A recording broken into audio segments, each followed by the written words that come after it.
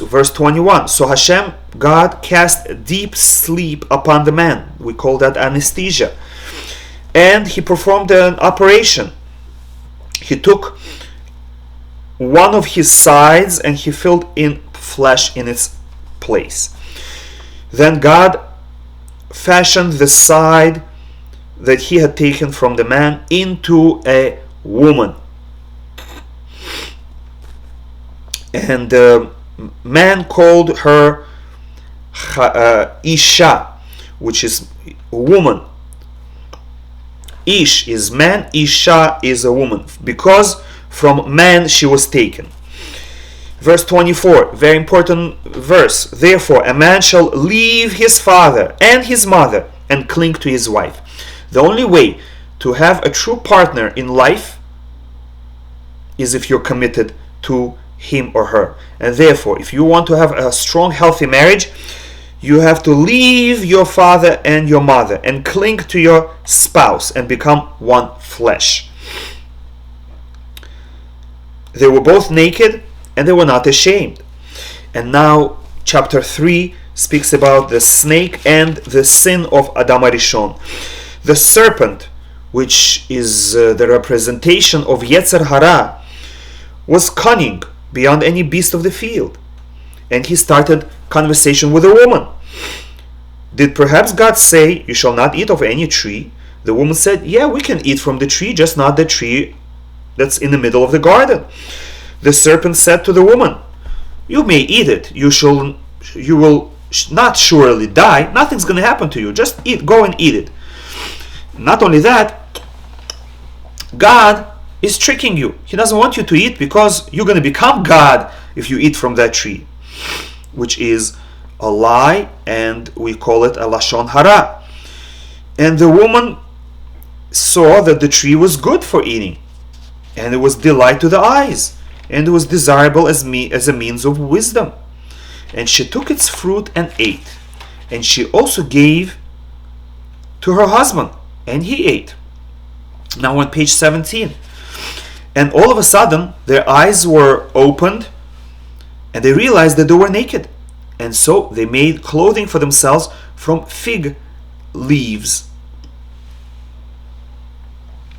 And verse 8, they heard the sound of Hashem. They realized, we disobeyed and God is still here. What's gonna be? So they hid among the trees of the garden. And Hashem started a conversation with them. Where are you? As if he doesn't know. And Adam said, I heard the sound of you in the garden, and I was afraid because I was naked, so I hid. So Hashem said, who told you you are naked, and why are you ashamed? Have you eaten of the tree from which I commanded you not to eat? And here Hashem expected that Adam will say, yes, I did, I am sorry, please forgive me. And God was willing to forgive him. However, the man said, the woman whom you gave to be with me, she gave me of the tree and I ate. He doesn't accept any responsibility. He blames God and he blames the woman. And for that, he will be punished. So Hashem turned to the woman. Why did you do it? And the woman also, instead of accepting the responsibility and saying, yeah, I did it, I'm sorry, forgive me, she said, the serpent deceived me. It's not my fault. Somebody tricked me. And for that, she was punished as well. And Hashem said to the serpent, Hashem doesn't ask him, he just gives him the punishment. Accursed are you. Upon your belly shall you go, thus shall you eat. And I will put hatred between you and the woman. People will try to trample you on your head, and you will try to bite them. Which is a description not only of a physical hatred between people and snakes, and the fight between them, but also our spiritual struggle with our Yetzer Hara, with the Satan, with the evil inclination. We try to destroy it, and he tries to bite us.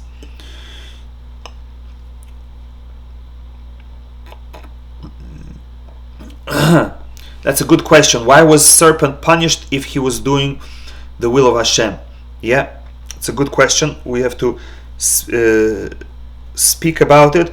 Really, it's not a punishment in the sense that we feel that if somebody hurts us, we go and we punch him back. God doesn't need to do that. When Hashem gives a punishment, He doesn't do it as self-protection. He doesn't do it to receive pleasure from revenge. He does it for the person's own benefit. When a person makes a mistake and he receives a punishment, the punishment is not a crushing punishment, a cruel punishment, but rather it is a way for Hashem to guide that person back on the path, to make him better. So whatever the punishment that we're speaking about, that actually is part of life, and that is what brings us back to be good. Let's leave it for another time. What exactly is the punishment for the snake, for the physical snake, the spiritual Yetzer Hara? And let's continue. Now Hashem gives a curse to the woman. Verse 16, I will greatly increase your suffering in pregnancy, and your childbearing. Childbirth will be painful. In pain shall you bear children. That it refers to raising children. Very difficult. And the final curse, your craving shall be for your husband, and he shall rule over you. Dependency on the husband. Now we go to page 19. Curse for the man. To Adam he said, because you listened to the voice of your wife, accursed is the ground because of you. Through suffering shall you eat all the days of your life. By the sweat of your brow shall you eat bread until you return to the ground. So the punishment for man, the main punishment is that man will have to work hard to earn a living. And to dust shall you return. And the second punishment for man is death. Now, until now, the woman's name was Isha, a woman. Now, in verse 20, man called his wife's name Chava, because she had become the mother of all the living, which means the one that gives life. But until now, they were eternal. They didn't need to have children. Now that they will die, they need to produce new generation. So she became Chava, the life giver. Verse 21, Hashem made them garments of skin and clothed them.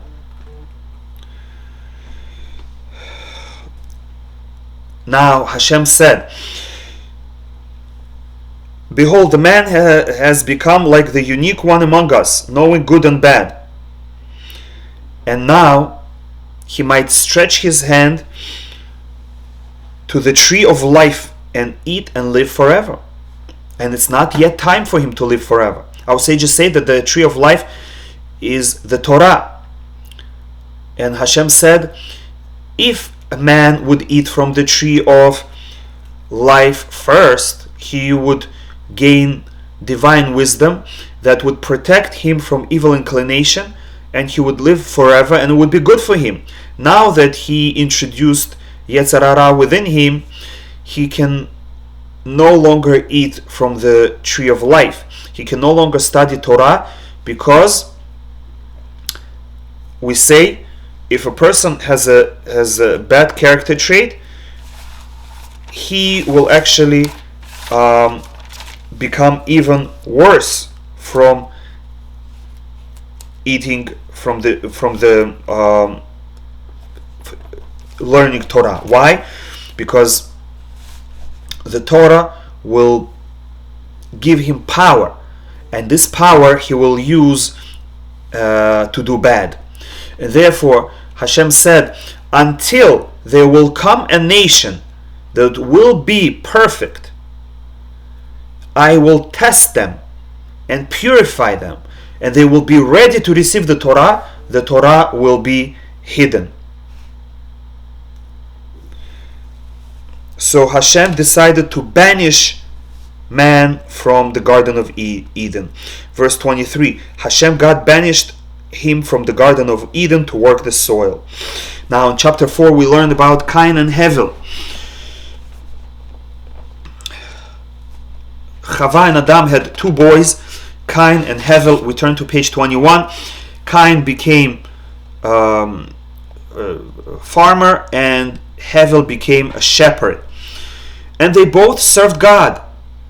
But Hashem paid attention to the offering of Hevel and not Cain, because Hevel gave the best and Cain offered what he doesn't need. And this annoyed Cain, which means Cain had a choice. I can either improve my actions or I can remove competition and become the best by default. And Hashem said, don't do that. Verse 7, if you improve yourself, you will be forgiven. But if you don't improve yourself, bad things are going to come. And Cain chose bad. Cain rose up against his brother Hevel and killed him. Hashem said to Cain, where's your brother? And again, instead of accepting responsibility, Cain said, I don't know, I'm not his keeper. And now Hashem says, because you did it, you're cursed. When you work the ground, it shall no longer yield its strength to you. You shall become a wanderer on the earth. The soil will become infertile, and Cain will have to go into exile. And Cain asked for protection, that he should not be killed by wild animals. Therefore, Hashem said, you will not die until your 7th generation. And Hashem placed a special mark upon Cain, so that none that meet him might kill him. Special invincible protection. Now we go to page 23. Descendants of Cain. We have a whole list of Cain's descendants for 7 generations. And then in verse 23 we learn that Lamech, in the 7th generation of Cain, killed Cain. And he said to his wives, have I slain a man by my wound and a child by my bruise? I didn't do it on purpose. He made a mistake. He thought that Cain was an animal and he shot him. And in verse 25 we learn about the 3rd son that Adam and Chava had, and his name was Shet. Now that Hevel was killed and Cain was decreed extinction, Adam had a 3rd son, Shet. And on page 25, chapter 5, we learn the entire genealogy of the children of Shet, the 10 generations until Noah. That is page 25 and 27. And now we go to chapter 6, the prelude to the flood. Man began to increase. There's a population increase. And because of that, they start sinning. And people start abusing power. Sons of rulers saw the daughters of men, that they were good, and they took for themselves wives from whoever they chose, without permission. And Hashem said, I will not contend evermore concerning man. His days shall be 120 years. God limited human life to 120 years, and he also decreed that in 120 years he will destroy the entire human population except for the righteous people. In verse 4 we learn that there were giant nations, and Nephilim were on earth in those days. Verse 5 speaks about wickedness of man. Hashem saw that the wickedness of man was great upon the earth, and every product of the thoughts of his heart was but evil always. Hashem reconsidered having made man on earth. and he had heartfelt sadness.